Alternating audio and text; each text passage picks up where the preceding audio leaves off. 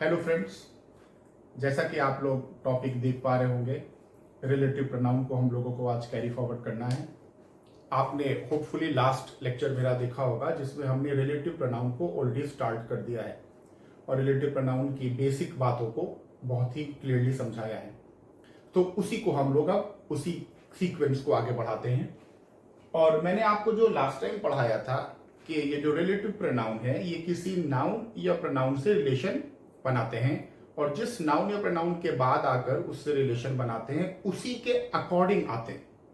Fine, उसी के according आते हैं। और क्योंकि रिलेटिव प्रोनाउन रिलेटिव कंजंक्शंस भी हैं तो उसी की बात को आगे बढ़ाते हैं और उसके बारे में कुछ एक्स्ट्रा इंफॉर्मेशन देते हैं। The boy who is sitting next to you, ये हो गया।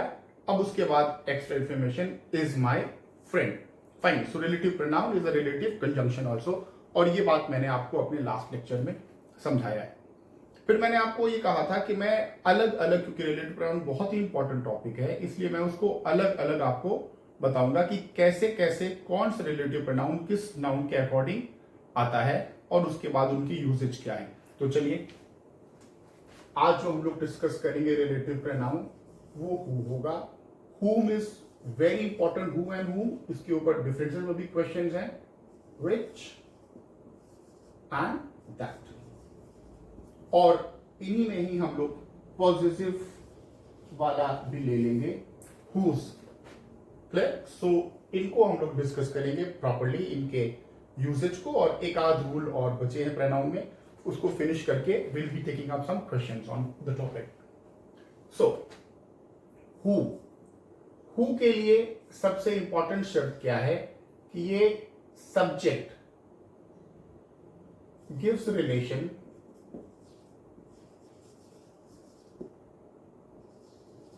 with noun or a pronoun at the place of subject in a sentence। वाक्य में जो नाउन या प्रोनाउन सेंटेंस की प्लेस को एंजॉय कर रहा है उसके साथ आप हु लगाएंगे। फाइन। दूसरी बात, हु के लिए स्पेसिफिक है, हु और हुम के लिए it is used for human beings only. Who और हुम केवल और केवल इंसानों के लिए यूज हो सकता है, इन एनिमेटेड चीजें यानी कि नॉन लिविंग थिंग्स, और एनिमल्स के लिए जनरली यूज नहीं होता। पेट एनिमल्स अगर हो और उसका जेंडर एकदम क्लियर हो तो आप कभी कभी हु और हुम का यूज कर सकते हैं पेट एनिमल्स के साथ, बट आपको वैसे याद रखना है कि एनिमल्स का यूज हु और हुम के साथ नहीं होगा और विच लेगा। तो आपको दो बात क्लियर हो गई। इसका भी वैसे ही है। हुम क्या करता है, ये रिलेशन भी देता है मगर किसके साथ? ऑब्जेक्ट, विद द नाउन और a pronoun at the place of object in a sentence। I hope आपको क्लियर दिख रहा हो। Yes, at the place of object in a sentence। Same thing used for human beings only।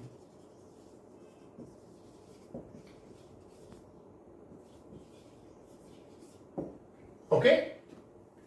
अब इसमें जो बच्चों problem आती है ना वो ये है जब आप सब्जेक्ट और ऑब्जेक्ट की प्लेस में कंफ्यूज होते हैं।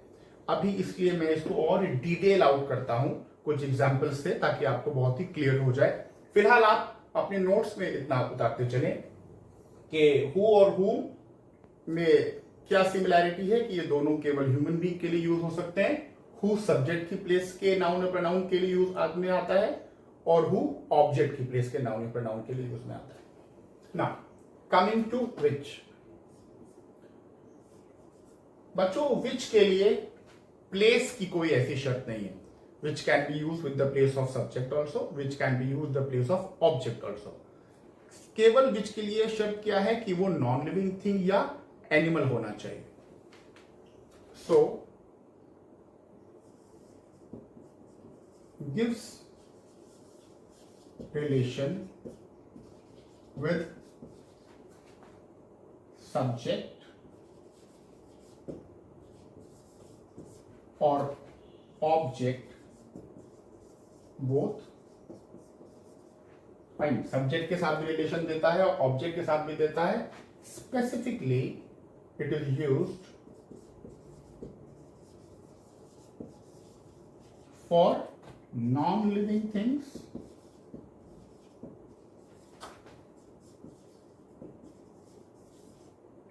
And animals. यहां तक तो अभी बहुत बेसिक है. फाइन, अब इसका थोड़ा सा लेवल बढ़ता है. यहां तक आप पहले क्लियर कर लीजिए. विच के लिए सब्जेक्ट ऑब्जेक्ट की शर्त नहीं है. विच के लिए शर्त क्या है कि वो नॉन लिविंग थिंग होना चाहिए और एनिमल होना चाहिए या एनिमल होना चाहिए. हु और हुम केवल ह्यूमन बींग्स के लिए यूज हो सकता है. मैंने आपको बताया कि अगर आपके पेट एनिमल्स हैं और आपको उनका जेंडर एकदम क्लियर है तो आप हु और हुम का यूज कर सकते हैं, मगर स्पेसिफिकली नहीं. फाइन. और हु सब्जेक्ट की प्लेस के लिए और हुम ऑब्जेक्ट की प्लेस के लिए. आइए अब दैट और हुज को फिलहाल छोड़ते हैं और अभी इन्हीं चीजों को हम लोगों को और डिस्कस करना है, क्योंकि विच में भी या अभी यहां पर समझ आते हैं आपको. विच के लिए बच्चों एक बहुत ही इंपॉर्टेंट चीज है. Which in one condition, only in one condition can be used with human beings also. Fine. अगर दो या दो से अधिक इंसानों में आपको चुनना हो, चॉइस करना हो, इन दोनों लड़कों में से तुम्हारा भाई कौन है, तो ऑब्वियसली लड़के ह्यूमन बीइंग है. फाइन. तो आप बोलिएगा ऑफ दीज टू बॉयज. अब यहां पर भू लगाना एरर हो जाएगा. Which is your brother. इन दोनों लड़कों में से तुम्हारा भाई कौन है. तो आप विच में एक डबल एस्ट्रिक बनाकर, डबल स्टार बनाकर एक रूल लिख लीजिए कि विच can be used with human beings also, which can be used with human beings also. Fine. In case of choice और selection, अगर आपको चॉइस करना हो दो में से या आपको सिलेक्शन करना हो तो आप ह्यूमन बीइंग्स के लिए भी विच का यूज करेंगे. Clear. Now coming to these two, who और हुम, जैसे मैंने आपको मेंशन किया, आसान तो बहुत है, कोई ऐसी प्रॉब्लम भी नहीं है, मगर प्रॉब्लम यह है कि जब बच्चों का कंसेप्ट बहुत ही क्लियर नहीं होता तो वो सब्जेक्ट की प्लेस और ऑब्जेक्ट की प्लेस में थोड़ा सा कंफ्यूज हो जाते हैं और इसलिए उनको कुछ प्रॉब्लम्स होती हैं. तो मैं आपको 2, 4, 5 सेंटेंस लिखकर दिखाता हूं जिस सेंटेंसेस में आपको सब्जेक्ट और ऑब्जेक्ट को क्लियर होगा और आप समझ लेंगे. Okay, so as you can see कि मैंने कुछ सेंटेंसेस यहां पर लिख दिए हैं ताकि आपको क्लियर हो सके कि हु और हु में डिफरेंस क्या है. I have an uncle who works for me. See, I have an uncle. Where is a verb, main verb. Uncle जो कि मेरे लिए काम करते हैं, इसका मतलब इस सेंटेंस में अंकल सब्जेक्ट है और अंकल के लिए आप रिलेटिव प्रोनाउन का यूज कर रहे हैं तो क्या लगाएंगे, who. I have an uncle who works for me. Okay. There is someone who is waiting for you. Who is waiting, कौन इंतजार कर रहा है, समवन. ये काम कर रहा है, ये इंतजार कर रहा है, तो someone again is a subject in a sentence and see. Okay. Tom who has been working, ये मैंने इसको कंडेंस फॉर्म में लिखा है, who has been working here recently found a new job. Who has been working here? Tom. Tom has been working. Tom is a subject, is working, and Tom, and उसके बाद भी आपको जो verb मिल रहा है found a new job, ये भी Tom के लिए ही है and Tom is undoubtedly enjoying the place of subject. Now coming to the fourth sentence. Gandhiji is someone whom most people admired. See, verb, admired. Who admired? Gandhiji admired himself or the people admired Gandhiji. People admired Gandhiji. So who is the subject? People is a subject and Gandhiji is being admired by the people. तो क्या हो जाएगा? Gandhi is someone और यहाँ पर Gandhi is enjoying the place of object and who is the subject? People. Fine. अगर आपको लगाना है लोग, उसको उल्टा कर दें, लोग जो कि गांधी जी को एडमायर करते हैं, अब क्या हो जाएगा? People who admire Gandhi ji. Okay. Similarly that's the guy whom she married. Who married? She married. Again the work has been done by she. She is the subject and the guy is the person who is the object of the sentence. My best friend whom I have known for years. Who has known for years? I have known for years. Whom you have known? My best friend. Okay? So I think आपको clear होगा ये subject है और ये object है और subject object आपको थोड़ा सा प्रॉब्लम करेगा हु और हुम वाले में and that requires undoubtedly practice. मैंने आपको बताया कि आप कैसे सब्जेक्ट और कैसे ऑब्जेक्ट को आपस में डिस्टिंग्विश कर सकते हैं. बाद में आप प्रैक्टिस कीजिएगा. मैंने आपको बार बार बोला है कि अपने बेसिक जो स्टार्टिंग के स्टूडेंट्स हैं वो इधर उधर की किताबें और ऑनलाइन इन सब के चक्कर में ना पड़कर लूसेंट को अगर प्रॉपरली लगा लीजिए तो you won't be you will be 100% satisfied and there won't be any doubts left. 100% there won't be any doubts left. So चलिए हम लोग दूसरे वाले क्वेश्चन में चलते हैं बच्चों. ये हो गया who और whom. Which मैंने आपको डिस्कस करा दिया था कि which के साथ कोई प्रॉब्लम नहीं है. अब जो तीसरा बहुत इंपॉर्टेंट पोर्शन आता है वो है that.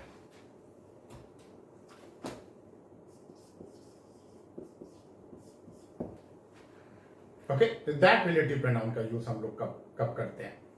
आपने इतना ध्यान दिया होगा कि मैंने अपने हर लेक्चर के स्टार्टिंग में बताया है कि सबका अपना काम निर्धारित और सबकी अपनी जगह निर्धारित. Every part of the speech has got a definite place and definite work to do. और सेंटेंस में वो अपने प्लेस और अपने वर्क से ही पहचाने जाएंगे कि उस टाइम वो कौन सा काम कर रहे हैं. अभी आपने देखा relative pronoun is a relative conjunction also. Relative pronoun is a interrogative pronoun also. Relative pronoun is a relative adjective also. Interrogative adjective also. Though all of them are the same actually. जैसे आप अगर who co देखिए और हुम को देखिए और विच को देखिए, सो ये तीनों प्रोनाउन में ही दो पोजीशन एंजॉय कर रहे हैं. ये रिलेटिव भी हैं और साथ ही साथ इंटेरोगेटिव भी हैं. ओके. रिलेटिव और इंटेरोगेटिव दोनों हैं. अब हमको कैसे पता चलेगा कि ये कब रिलेटिव है कब इंटेरोगेटिव है? अभी मैंने आपको बताया उनके काम से और उनकी जगह से. Who are you? अब तुम कौन हो? यहां पर हु क्या है? इंटेरोगेटिव है ना. You are talking to whom? To whom you are talking. Fine. So to whom? Yeah, who are you? Which is the book that you asked me to read? So these are the interrogative pronoun now. Okay? और जैसे अभी हम लोगों ने sentence किया कि the chair which is broken is kept outside. यहां पर क्या है? The chair which is broken.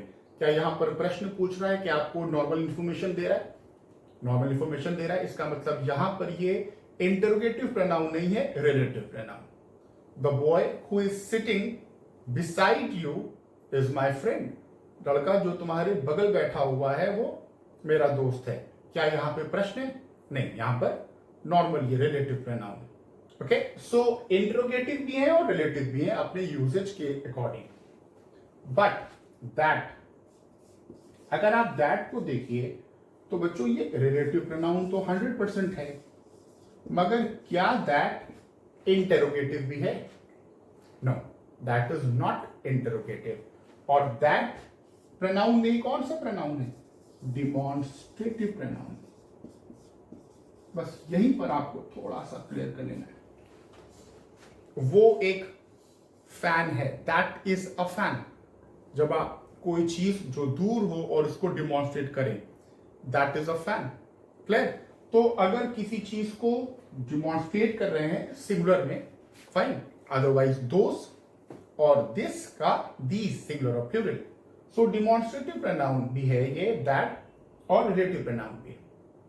अगर आपको ये लग रहा हो सेंटेंस में कि आप रिलेशन तो बता रहे हैं, संबंध तो बता रहे हैं, मगर बताने के साथ साथ उसकी तरफ डिमॉन्स्ट्रेट भी कर रहे हैं, यानी कि इन दोनों का अंश आपको मिल रहा है, इन दोनों का अंश मिल रहा है आपको, तो फिर आपको हु, whom और which, इन तीनों के प्लेस पर आप क्या लगा सकते हैं, दैट। यानी कि अदर वर्ड्स में हम बोल सकते हैं कि चाहे वो ह्यूमन बीइंग हो और चाहे वो एनिमल्स हो और चाहे वो नॉन लिविंग थिंग हो, सबके साथ दैट लगेगा, है ना। दैट सबके साथ लग सकता है, प्लेस की भी कोई शर्त नहीं है, चाहे सब्जेक्ट का हो और चाहे ऑब्जेक्ट का हो। जनरली ऑब्जेक्ट के साथ लगता नहीं है, फाइन, मगर सब्जेक्ट के साथ। तो फिर आपको डिमॉन्स्ट्रेटिव प्रोनाउन का अंश आने की वजह से दैट देना है। क्लियर? अब इसको मैं और क्लियर करता हूं और धीरे धीरे समझिए कैसे हमको पता करेगा कि कब ये इशारा कर रहा है, यानी कि डिमॉन्स्ट्रेशन दे रहा है, कब ये नहीं दे रहा। जैसे अभी मैंने बोला कि घड़ी जो कि गलत समय बताती है उसको नहीं पहनना चाहिए, फाइन। तो आप क्या बोलेंगे, watch which shows inaccurate time should not be what, fine. मगर अगर मैं कहूं घड़ी जैसी कि तुम पहने हुए हो वैसे ही मेरे पास है, फाइन। अब आपने क्या किया, इशारा किया, द सेम वॉच, जैसी कि तुम पहने हो, the same watch that you are wearing, है ना, the same watch that you are wearing. So the boy, अगर आपने बोला the boy who lives in my locality has been murdered, वो लड़का जो कि मेरी लोकेलिटी में रहता है उसका मर्डर हो गया है। अब आप इस सेंटेंस को देखिए, तो इस सेंटेंस से आपको ये नहीं पता चलेगा कि आप बॉय की तरफ डिमॉन्स्ट्रेट कर रहे हैं, इशारा कर रहे हैं। क्लियर? मगर अगर आपको सेंटेंस में ये पता चल जाए कि साथ साथ डिमॉन्स्ट्रेशन का अंश भी है, तो आप हु, हुम, विच को बाईपास करके क्या लगा देंगे, दैट। तो फिर प्रॉब्लम ये आती है कि हम कब कब पता करें कि कब कब ये स्पेसिफिकली डिमॉन्स्ट्रेट करता है। तो आइए, 4-5 कंडीशंस बच्चों ऐसी हैं, अगर वो 4-5 कंडीशंस आ जाएं तो आप क्लियरली दैट लगा सकते हैं हु, हुम, विच के प्लेस पर। उसको भी नोट डाउन कर लीजिए क्योंकि बहुत इंपॉर्टेंट है।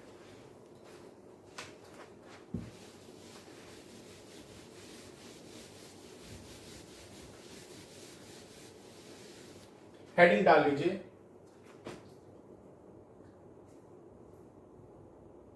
Use of that in place of who, whom, which। पहला, अगर सेंटेंस में कुछ ऐसे एडजेक्टिव्स आ जाएं नाउन के साथ, जिस नाउन के साथ आपको रिलेटिव प्रोनाउन लगाना है, कुछ ऐसे एडजेक्टिव आ जाए जो कि ये बता दे कि उस नाउन की ऊपर डिमॉन्स्ट्रेशन हो रहा है, उसकी तरफ स्पेसिफिकली इशारा किया जा रहा है, जैसे all,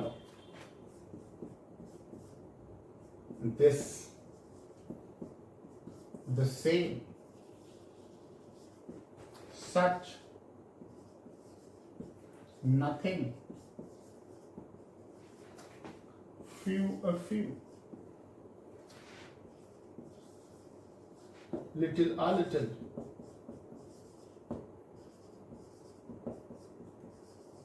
none, etc. I hope आप लोग उतारते चल रहे होंगे।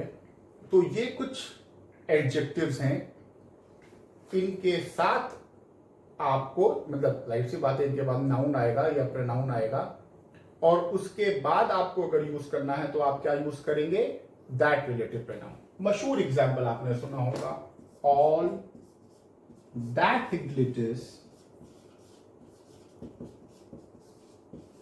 is not gold. हर वो चीज जो कि चमकती है वो सोना नहीं होती. This is the pen that you asked for.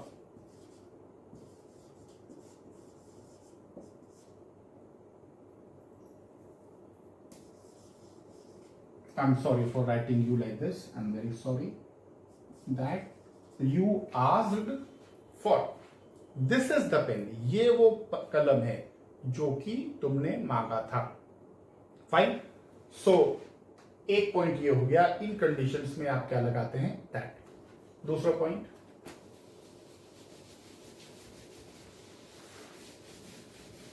अगर सेंटेंस में एडजेक्टिव अपनी सुपरलेटिव डिग्री में आ रहा और उसके बाद किसी रिलेटिव प्रोनाउन का यूज करना होगा तो भी आप दैट का यूज करेंगे. If superlative degree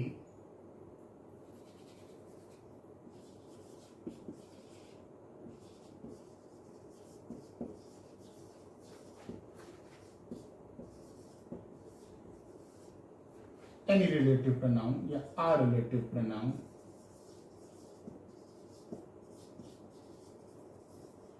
is used. For example, Taj Mahal is the most beautiful building.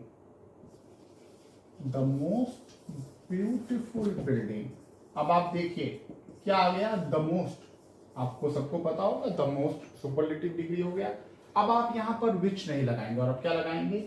That, जिसको कि आई हैव सीन, मैंने देखा है. ओके. सो दो एग्जाम्पल हो गए जहां पर स्पेसिफिकली आप क्या लगाएंगे? हु विच की प्लेस पर दैट. चलिए coming to the third example. Third is very interesting example. अभी भी मैंने आपको बताया था कि सबका अपना काम निर्धारित है, सबकी अपनी जगह निर्धारित है. अगर रिलेटिव प्रोनाउन किसी सेंटेंस में इंटरोगेटिव प्रोनाउन की तरह ऑलरेडी आ चुके हैं, फाइन, और अब उसके बाद आपको किसी रिलेटिव प्रोनाउन का यूज करना है तो आप दो बार सेम रिलेटिव प्रोनाउन का यूज नहीं करेंगे. सेंटेंस मोनोटोनस लगेगा और कुछ कंफ्यूजन भी हो जाएगा. जैसे who is the boy या what is the subject, what is also a relative pronoun, students. What is also a kind of relative pronoun. What is the subject? That. अब यहां पर सब्जेक्ट के साथ वैसे तो लगाना क्या चाहिए था? which, that you like most. Who is the boy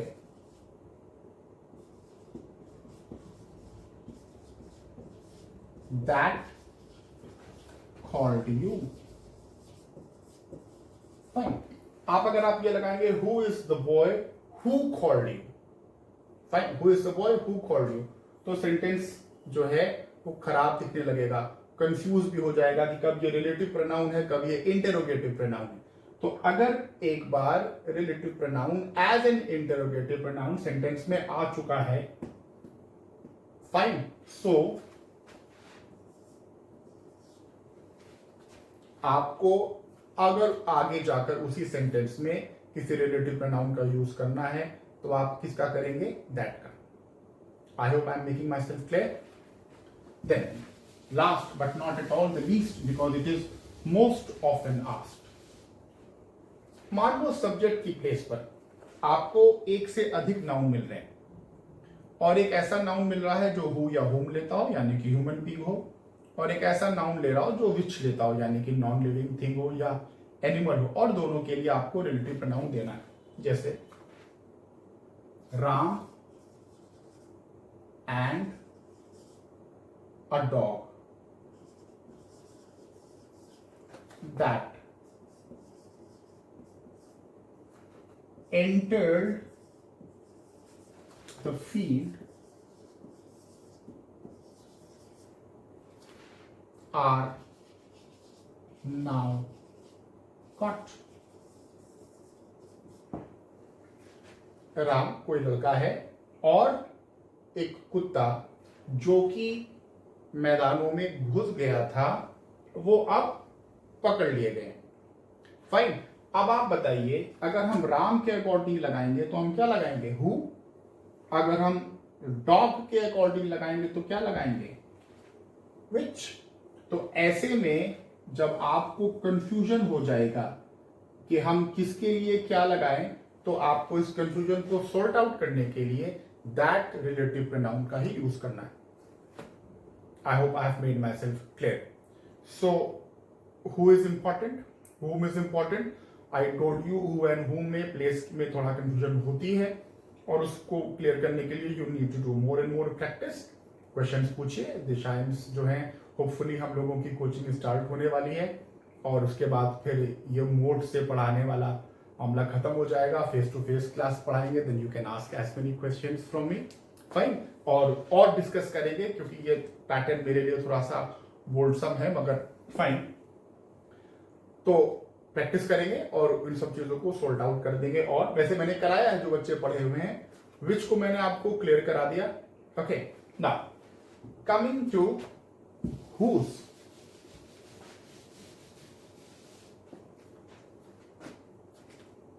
आपने प्रोनाउन में ही पढ़ा है। नाउन में मैंने आपको एपोस्ट्रोफी पूरा का पूरा एक अलग पोर्शन बना के पढ़ाया था, जब कोई चीज अपना ओनरशिप और स्वामित्व बताती है। और क्या लगाते हैं हिंदी में? का, के, की या रा, रे, री। तुम्हारा, तुम्हारी, तुम्हारे, उसका, उसकी, उसके। क्लियर? तो आप प्रोनाउन में तो एपोस्ट्रोफी लगती है, प्रोनाउन में एपोस्ट्रोफी का कोई सेंस नहीं है। क्यों? क्योंकि आपके पास पॉजिटिव प्रोनाउन की पूरी एक लिस्ट है। His, her, their, your, ours. Fine. तो अब अगर आपको का, के, की या रा, रे, री वाले, यानी कि जो पॉजिटिव प्रोनाउंस हैं या जो एपोस्ट्रोफी वाले नाउन्स हैं, उनके साथ संबंध बनाना है, तो आप क्या लगाएंगे? हुज। हुज। जैसे पेन जिसका कवर नहीं मिल रहा है, उसको फेंक दो, तो क्या बोलोगे? The pen who cover is missing, उसको फेंक दो, डिस्कार्ड इट।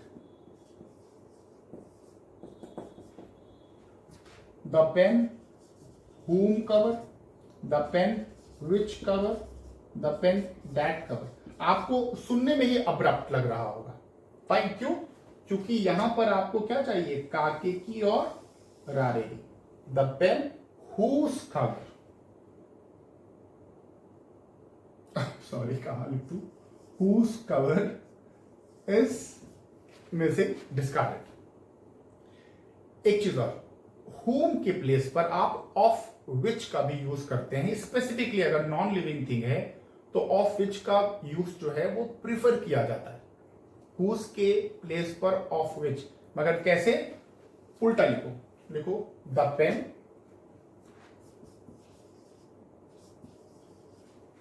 ओके, और उसके बाद ले आओ the cover of which is missing. Okay, दोनों ही करेक्ट हैं, मगर मान लो कि अगर आपको सेंटेंस में दोनों लिखा हुआ मिल गया, तो इस बात का ध्यान रखना कि नॉन लिविंग थिंग के साथ ऑफ विच लगाने को प्रेफर किया जाएगा। नॉन लिविंग थिंग के साथ अगर आया है तो ऑफ विच को ही बेटर माना जाएगा। ओके, सो इतनी बातें हैं। आई होप आपको ये बातें क्लियर हो गई होंगी। अभी हम लोग कुछ क्वेश्चंस करेंगे, तो उसको हम लोग और क्लियर करेंगे। Now I have to take up the last point, very very very important. और शायद मैंने अपने जो लास्ट लेक्चर था उसमें इस बात को मेंशन भी किया है, मगर क्योंकि इसको इट इज वर्थ मेंशनिंग तो मैं इसको फिर से बता रहा हूं। रूल क्या है, अगर सेंटेंस में ट्रांजिटिव वर्ब है, साकर्मक क्रिया है, तो उसका ऑब्जेक्ट होना अनिवार्य है। ट्रांजिटिव वर्ब के साथ अगर ऑब्जेक्ट नहीं है तो सेंटेंस एरर है। जैसे अगर आपने बोला Ram killed, so the sentence is incomplete because killed is a transitive verb and it needs an object to it. Ram kills what? Ram killed a snake. This is finished. मगर मान लो subject जो है राम और ऑब्जेक्ट जो है वो snake. मैंने सब्जेक्ट ऑब्जेक्ट आपको नाउन में बढ़िया से पढ़ाया है, तो उसको आप जाकर फिर से रिवाइज कीजिएगा। अगर सब्जेक्ट के साथ ऑब्जेक्ट नहीं है तो आप कोई ऑब्जेक्ट दे के सेंटेंस को करेक्ट कर सकते हैं, मगर अगर ऐसी सिचुएशन आ जाए कि सब्जेक्ट ही ऑब्जेक्ट हो जाए, यानी कि जो कार्य है, जो कर्ता कार्य कर रहा है, उसके कार्य का प्रभाव किसी और चीज के ऊपर ना पड़कर खुद अपने ऊपर ही पड़ जाए, राम सांप को ना मारे, अपने आप को ही मार ले, तो क्या हो जाएगा? राम किल्ड। अब यहां पर अगर आपने देना है अपने आप को ही, तो आपको क्या इस्तेमाल करना पड़ेगा? रिफ्लेक्सिव या एम्फैटिक प्रोनाउन। मैंने आपको रिफ्लेक्सिव एम्फैटिक प्रोनाउन में यह बात पढ़ाई होगी। Ram killed himself, clear? और killed, attack, enjoy, absent, avail, AVAIL, very important, introduce, इन सब क्रियाओं के साथ, क्योंकि ये सब ट्रांजिटिव वर्ब हैं, अक्सर ये क्वेश्चन आता है, तो आपको रिफ्लेक्सिव या एम्फैटिक प्रोनाउन लगाना है इन केस आप अपने आप के ऊपर ही कार्य का प्रभाव ले रहे हैं। Okay, so dear, these are the things that I needed to tell you in the chapter of pronoun. बच्चों, होपफुली हम लोगों की क्लास स्टार्ट हो जाएगी, और जब क्लास स्टार्ट हो जाएगी तो इस मोड से बाहर आकर हम लोग ऑफलाइन मोड में पढ़ेंगे। ऑनलाइन मोड में भी कुछ लेक्चर्स और कुछ चीजें चलेंगी आई थिंक, मगर हम लोग ऑफलाइन मोड में आ जाएंगे। और मैं ये देख रहा हूं कि अभी टाइम जो हुआ है दैट इज ओनली 25 मिनट्स, तो I have got lot of space कि मैं और भी कुछ बातें बता सकता हूं, मगर मैं ये नहीं चाहता कि मैं नया टॉपिक स्टार्ट करूं एडजेक्टिव, क्योंकि ये प्रोनाउन का टॉपिक है, इसको प्रोनाउन में ही फिनिश करते हैं और फिर हम लोग एडजेक्टिव को स्टार्ट करेंगे। तो मैं ये सोच रहा हूं कि जैसे मैंने आपको लास्ट टाइम कहा था कि आप कुछ क्वेश्चन सेंड कीजिएगा, और स्टार्ट में ही बच्चे ने वो क्वेश्चन सेंड कर दिया जो क्वेश्चन मैंने ऑलरेडी आपको पढ़ाया हुआ था अपने लेक्चर में ही, the relative of the deceased. यही क्वेश्चन मैंने आपको डिस्कस कराया और बच्चे ने यही क्वेश्चन मुझसे कहा कि सर इस क्वेश्चन को डिस्कस करा दीजिएगा। What does that mean? That means that you have not seen my lectures properly और you not watching it properly. Fine. और उसके बाद सिर्फ अब्रप्टली आपने देखा कि अच्छा सर ने कहा है तो चलो कुछ क्वेश्चन भेज देते हैं, इसलिए मैंने फिर आगे क्वेश्चंस को बच्चों से लिया ही नहीं। अब मैं, क्योंकि I was not prepared, I was not before hand, तो मैं क्या करता हूं, अभी स्पोरेडिकली कुछ क्वेश्चंस को उठा लेता हूं प्रोनाउन के और आपको डिस्कस करा देता हूं। तो मैं होपफुली अपना जो टाइम है उसको भी मैनेज कर लूंगा और आपको भी कुछ अच्छे क्वेश्चंस को मिल जाएंगे। Okay, so you have to give me 2 minutes. और मैं ऐसा करता हूं कि क्वेश्चन साथ साथ लिखता चलता हूं और आपको बताता चलता हूं। मैं क्वेश्चन ऑनलाइन ही निकालता हूं and will be taking it up. Simply मैं क्या कर रहा हूं, मैं गूगल पर टाइप कर रहा हूं क्वेश्चंस ऑन प्रोनाउन।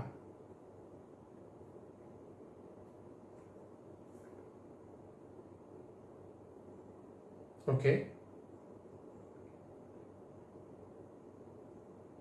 या माय फेवरेट चैनल, और मैं इंग्विट से आपको कुछ क्वेश्चंस कराता हूं, इंटरेस्टिंग है, अच्छे हैं। चलिए,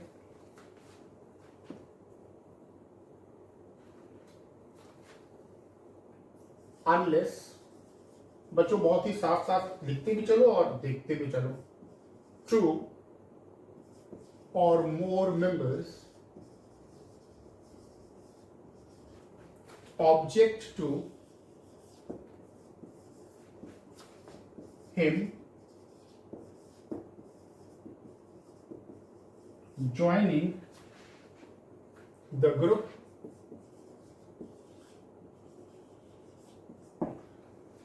मुझे नहीं लगता कि मुझको क्वेश्चन आगे लिखने की जरूरत है, क्योंकि एरर आ गया, मैं इतने में ही आपको समझा सकता हूं।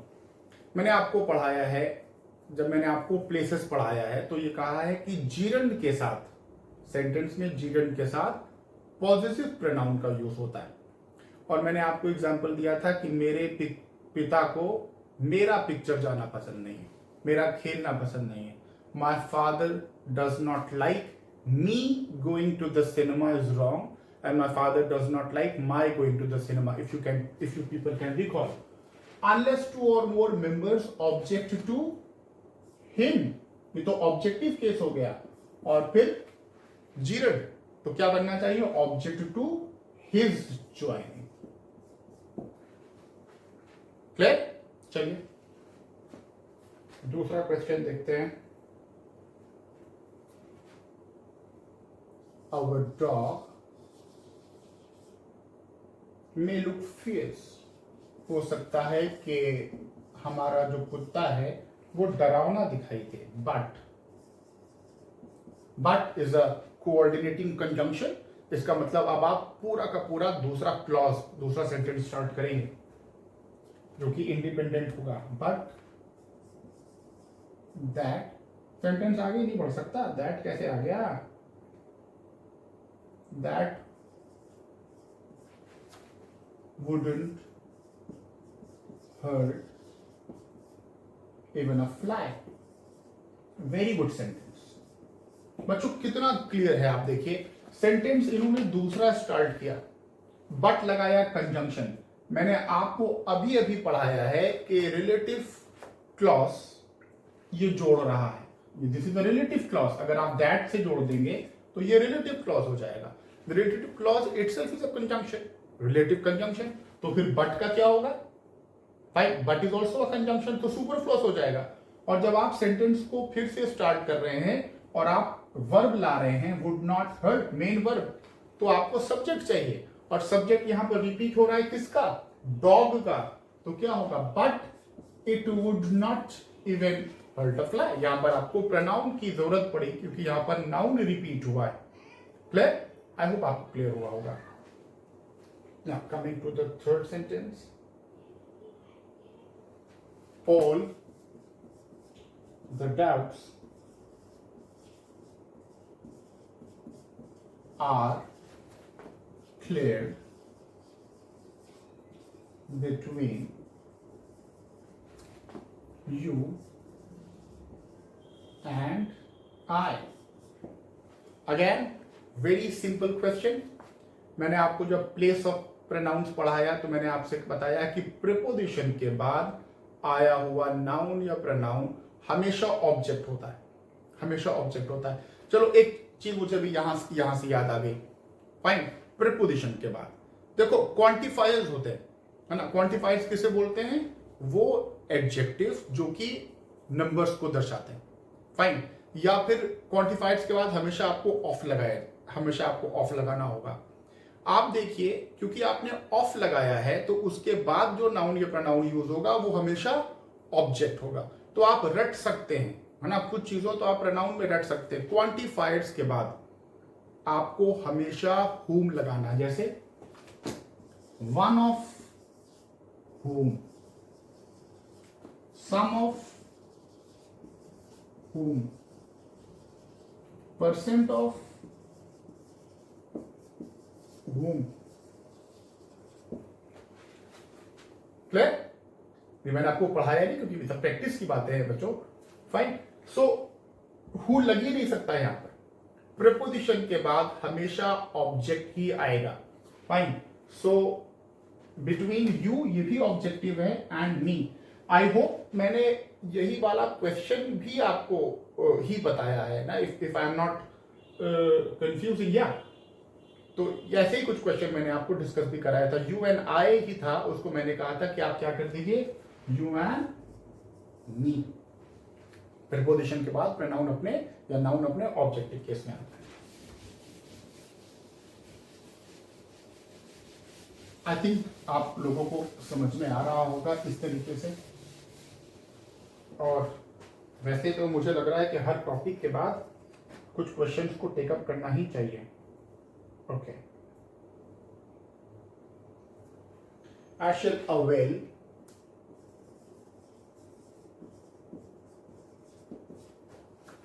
Of the opportunity. एरर आ चुका है बच्चों, और इसलिए मैं आगे लिखूंगा नहीं।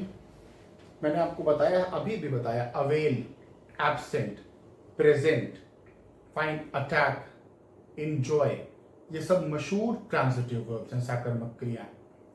आई शैल अवेल, मैं हासिल करूंगा, है ना, मैं हासिल करूंगा अपॉर्चुनिटी से। अपॉर्चुनिटी से क्या हासिल करोगे, किसको हासिल करोगे? या तो आप ऐसा करो कि आप ऑफ ही हटा दो। फाइन, तो क्या हो जाएगा? आई shall avail what? The opportunity. तो अपॉर्चुनिटी ऑब्जेक्ट बन जाएगा। अदरवाइज आपको क्या करना चाहिए? ऑफ रखना ही चाहिए और करना चाहिए आई शैल अवेल। आई के लिए इसका इंफेटिक प्रोनाउन क्या हो जाएगा? Myself. I shall avail myself of the opportunity. मैं अपने लिए अपॉर्चुनिटी को हासिल कर लूंगा। चलो,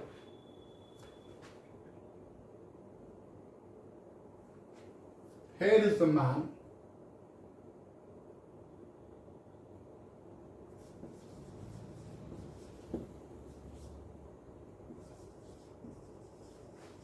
whom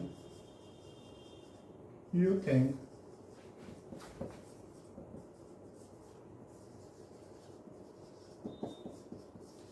committed the crime। Predicate part पे आ जाओ, जो सेंटेंस का प्रेडिकेट पार्ट है जिसमें उसका मेन वर्ब मिल रहा है, committed, committed the crime। Who has committed the crime? Who has? Here is the man, the man। So अगर इस कार्य को करने वाला व्यक्ति द मैन है, इसका मतलब ये कौन सी प्लेस एंजॉय कर रहा है सेंटेंस में? सब्जेक्ट की। तो here is the man who you think committed the, I'm sorry, yeah, who you think committed the crime। Clear?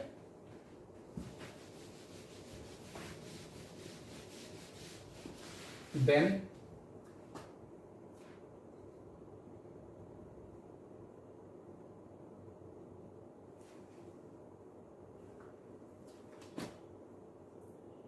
he took his brother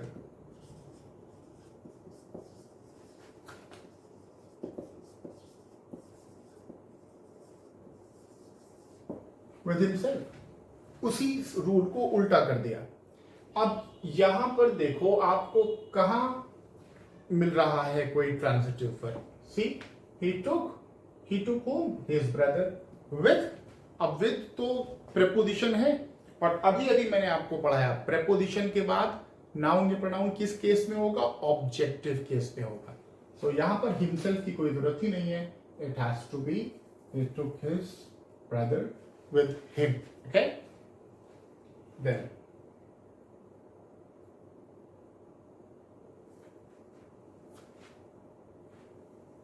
Sheetal talked on the phone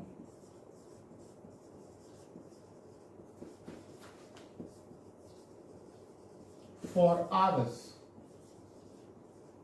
शीतल घंटों तक phone पर बतियाती, talked थी। Who really irritated her parents?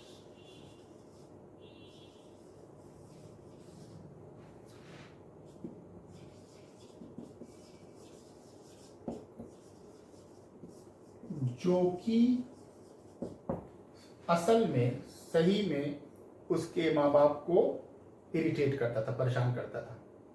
क्या चीज परेशान करता था? Sita talked on the phone for hours. Talking on the phone for hours. Fine, ये क्या हो गया?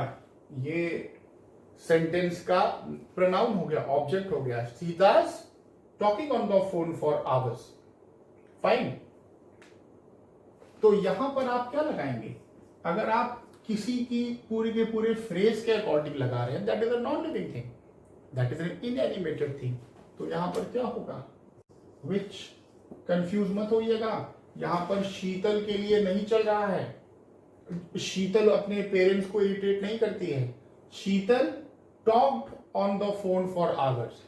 शीतल ने फोन पर बहुत देर तक बात की, जिसने उनको इरिटेट कर दिया। तो फोन पर बात करना ही के अकॉर्डिंग ही यहां पर विच आया है।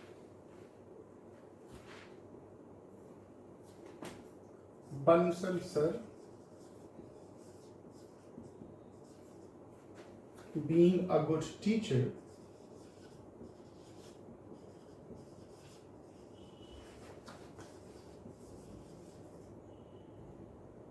he is selected।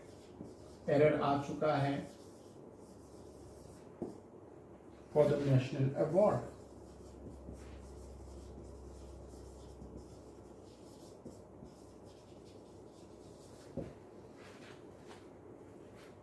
क्या यहां पर नाउन या प्रोनाउन रिपीट हुआ है?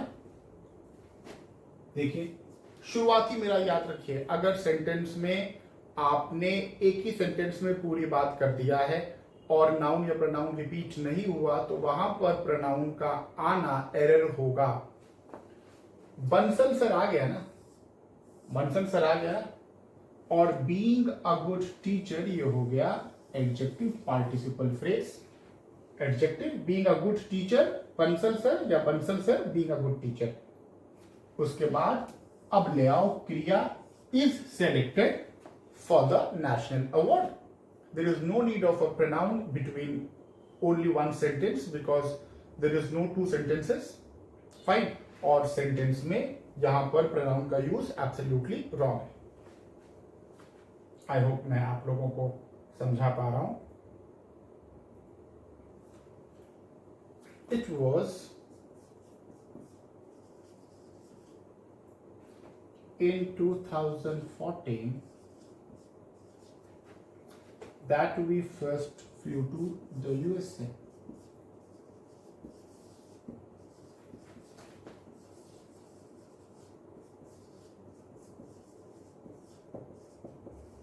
बहुत ही स्पेसिफिकली तो प्रोनाउन का क्वेश्चन नहीं है, एक्चुअली ये एडवर्ब और क्लॉजेस का क्वेश्चन है, मगर क्लियर है। It was in 2014। समय है, समय है। तो यहां पर आप रिलेटिव क्लॉज कैसे लगा रहे हैं? यहां पर तो आपको व्हेन लगाना चाहिए, टाइम बताना चाहिए ना। फाइन। और एडवर्ब क्लॉज होना चाहिए। It was in 2014 when we first flew. तो जब हम पहली बार यूएसए गए या उड़े। ओके।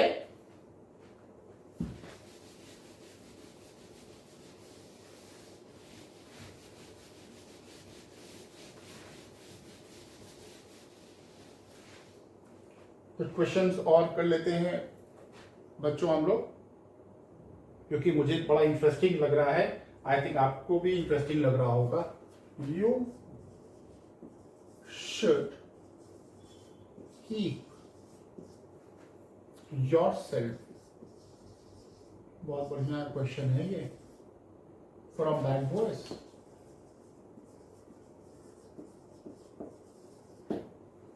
अगर मैं क्वेश्चन पेपर सेट कर रहा होता तो I would have definitely given this question, क्योंकि कई कंसेप्ट को क्लियर करेगा। बेटा, keep is not a transitive verb, not at all. Fine. Keep silence, maintain silence, it's not a transitive verb. और जब ये ट्रांजिटिव वर्ब नहीं है तो फिर आपको ऑब्जेक्ट की आवश्यकता ही नहीं। Keep from is a phrase, keep from is a phrase, इसका मतलब होता है दूरी बना के रखना, है ना। तो you should keep from bad boys, आपको बुरे लड़कों से दूर रहना चाहिए। यहां पर योरसेल्फ का कोई भी मतलब नहीं। Okay, very interesting question.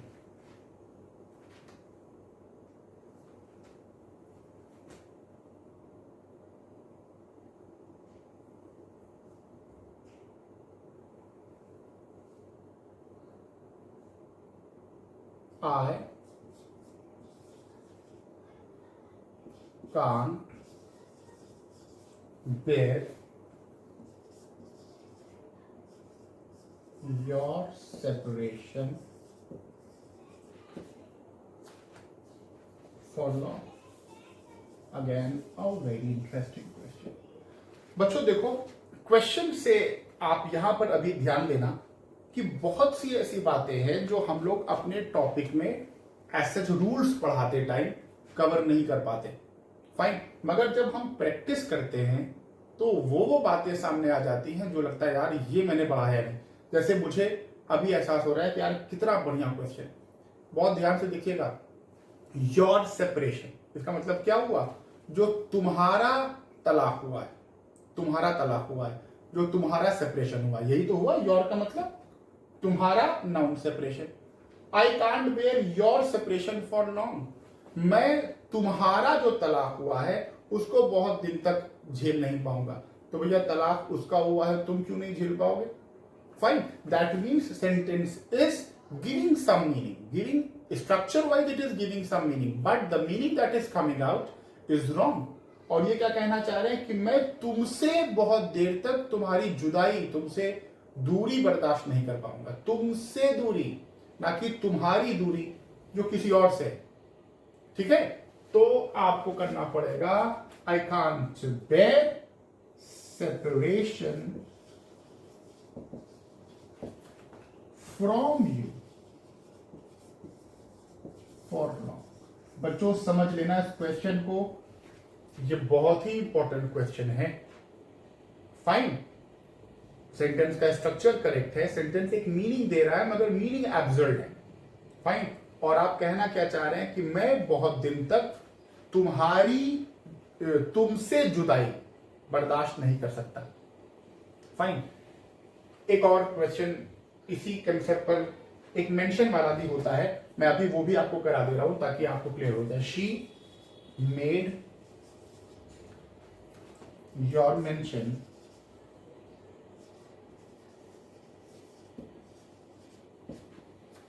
At the party, at the farewell, वही कंसेप्ट। आपको हिंदी में क्या बोलना है? उसने फेयरवेल में तुम्हारा जिक्र किया, उसने फेयरवेल में तुम्हारा जिक्र किया। फाइन, और ये कह देंगे she made your mention. Your mention का मतलब कि तुमने कहीं पर अगर कोई चीज मेंशन की होगी, योर मेंशन है ना, वो एट द पार्टी, कोई मतलब ही नहीं। तो शी मेड मेंशन, यहां तो फ्रॉम था क्योंकि सेपरेशन की बात थी, और यहां पर जिक्र की बात है, तो she made mention of you. She made mention of you होना चाहिए, है ना। ये दो और ये भी, ये तीनों बहुत ही इंटरेस्टिंग क्वेश्चन बच्चों आपको मिले हैं, है ना। And that is why practice is utmost important. Fine, rules को बढ़िया से टीचर से पढ़िए, उसके बाद प्रैक्टिस कीजिए और डायरेक्टली क्वेश्चन पर हिट कीजिए and you will be getting the things done. चलो, अब क्योंकि इंटरेस्टिंग क्वेश्चंस आ रहे हैं इसलिए मेरा छोड़ने का मन नहीं कर रहा, मेरा मन कर रहा है कि मैं कुछ क्वेश्चंस आपको और कराऊं। चलिए,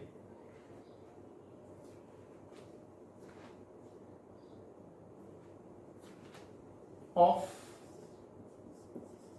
the two brothers who is more intelligent, मैंने अभी भी आपको पढ़ाया है ये क्वेश्चन, मैंने अभी आपको पढ़ाया है कि अगर दो में से किसी को, या दो में से या दो से अधिक में से भी हो सकता है, किसी को चुनना हो तो हु का यूज ना कर विच का कीजिए। फिर there is no country but इस तरह। Oh god, again interesting concept, again very important question. इसको नोट करो इस क्वेश्चन को, और जो मैं बता रहा हूं उसको बहुत ध्यान से सुनो। अभी मैंने बताया सबका काम निर्धारित, सबकी जगह निर्धारित, but 100% is a coordinating conjunction. मगर बच्चों बट इस तरीके से अगर यूज में आए ना, बट, और बट के बाद आप देखिए आपको सब्जेक्ट चाहिए होता है, क्योंकि सेंटेंस आपका नया सेंटेंस स्टार्ट हो रहा है, नो सब्जेक्ट बट इस करम। इसका मतलब ये जो स्ट्रक्चर है जिसमें डायरेक्ट क्रिया से स्टार्ट करते हैं, राम हु इज टॉल, तो आप देखिए यहां पर ये जो जगह है वो रिलेटिव प्रोनाउन की जगह है, और बट कंजंक्शन नेगेटिव मीनिंग में रिलेटिव प्रोनाउन का बदल हो जाता है। इसका क्या होता है, there is no country which, क्योंकि कंट्री के लिए ना लड़का होता है तो हु होता है, there is no country which is not corrupt, ये मतलब हुआ। एब्सोल्युटली करेक्ट सेंटेंस है बच्चों, ये एब्सोल्युटली करेक्ट है, नो एरर आंसर इसका होना चाहिए। इसको लिख लो और मैंने जो आपको समझाया वो समझ लेना। स्ट्रक्चर देखो, यहां पर बट कोऑर्डिनेटिव कंजंक्शन के स्ट्रक्चर पर नहीं, और यहां पर बट रिलेटिव प्रोनाउन की तरह है, Ram who is my friend, Ram who is, fine. तो बट जो है वो रिलेटिव कंजंक्शन की तरह भी यूज होता है, और किस मतलब में, नेगेटिव मीनिंग में, हमेशा नॉट लेगा अपने साथ। So this is absolutely correct sentence. और फिर एक इंटरेस्टिंग क्वेश्चन हम लोगों के सामने आ गया। आई होप कि हम लोगों को और कुछ अच्छे क्वेश्चंस मिलेंगे। Eight there site the robbers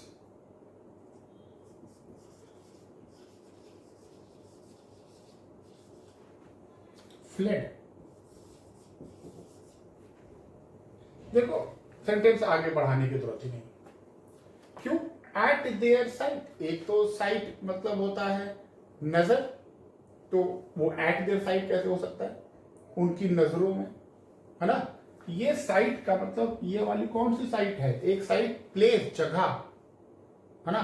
robbers भाग गए तो आप कर दो एट द साइट, है ना, वो जो स्थान था, जो जगह थी, वहां से रॉबर्स भाग गए। फ्रॉम द साइट, तो ये इसलिए यहां पर एरर उन्होंने प्रोनाउन का इसलिए दिया है क्योंकि यहां पर इनको पॉजिटिव प्रोनाउन की आवश्यकता ही नहीं है, और इन्होंने जबरदस्ती पॉजिटिव प्रोनाउन रखा था, इसलिए एरर हो जाएगा।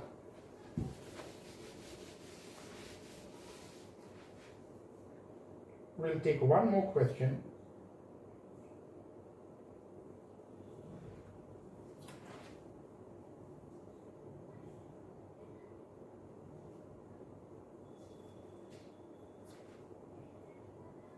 I will give you a novel tomorrow. कल मैं तुमको एक नॉवल दूंगा, ओके, एंड द सेम